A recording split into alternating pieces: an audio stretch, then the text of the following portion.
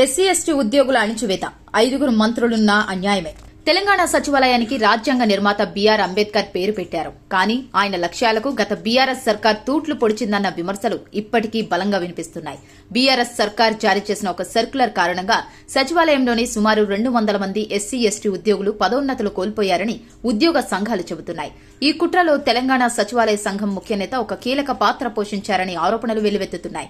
అప్పటి ముఖ్యమంత్రి కేసీఆర్ కు లేనిపోని అబద్దాలు చెప్పి పదోన్నతులు రాకుండా అడ్డుకున్నారని బాధిత ఉద్యోగులు వాపోతున్నారు. అధికారంలోకి వచ్చిన కాంగ్రెస్ ప్రభుత్వంలోనైనా న్యాయం జరుగుతుందని ఎదురుచూసిన వీరికి నిరాశ ఎదురవుతోంది.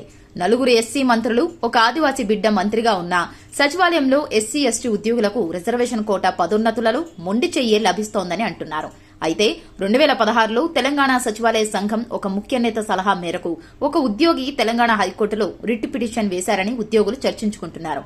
ఎస్సీ ఎస్టీలు తమ కోటాకు మించి రిజర్వేషన్ కోటాలో పదోన్నతులు పొందుతున్నారు అనేది ఆ పిటిషన్ సారాంశం.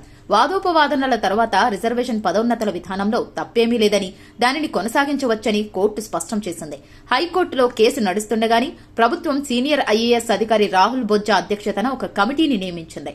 పదోన్నతులలో రిజర్వేషన్లపై కమిటీ సుదీర్ఘంగా సమీక్షలు, చర్చలు జరిపిన తర్వాత కమిటీ తన నివేదికను ప్రభుత్వానికి సమర్పించింది. రిజర్వేషన్ పదోన్నతులలో ఎలాంటి ఉల్లంఘనలు లేవని, నిబంధనలకు అనుగుణంగానే ఇస్తున్నారని ప్రభుత్వానికి నివేదిక సమర్పించింది. ఈ నివేదికను పరిశీలించిన అప్పటి ప్రధాన కార్యదర్శి సోమేష్ కుమార్ హైకోర్టులో అఫిడవిట్ కూడా సమర్పించారు. బీఆర్ఎస్ హయాంలో ఎస్సీలు, ఎస్టీలు మంత్రులుగా ఉన్న నోరు ఎత్తలేని పరిస్థితి ఉండేదన్న వాదనలు అప్పట్లో వినిపించేవి. ప్రాంతీయ పార్టీ అధికారంలోకి వస్తే ప్రజాస్వామ్యం బదులు ఏకస్వామ్యం అమలవుతుందని విశ్లేషకులు చెబుతున్నారు.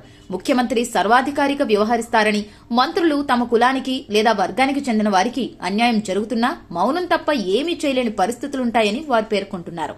తెలంగాణలో కాంగ్రెస్ పార్టీ అధికారంలోకి వచ్చిన తర్వాత ఎన్నడూ లేని విధంగా ఎక్కువ సంఖ్యలో ఎస్సీ, ఎస్టీలు మంత్రివర్గంలో ప్రాతినిధ్యం వహిస్తున్నారు. ఎస్సీ వర్గం నుంచి 4, ఎస్టీ వర్గం నుంచి 1 రేవంత్ రెడ్డి కేబినెట్ లో ఉన్నారు.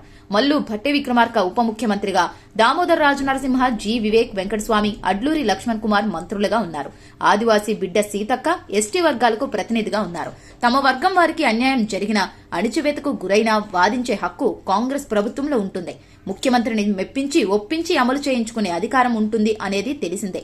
అయితే ఈ 5 మంత్రులు ఏనాడు కూడా సచివాలయంలో జరుగుతున్న ఈ అన్యాయంపై సమీక్షించిన పాపాన పోలేదని బాధితులు వాపోతున్నారు.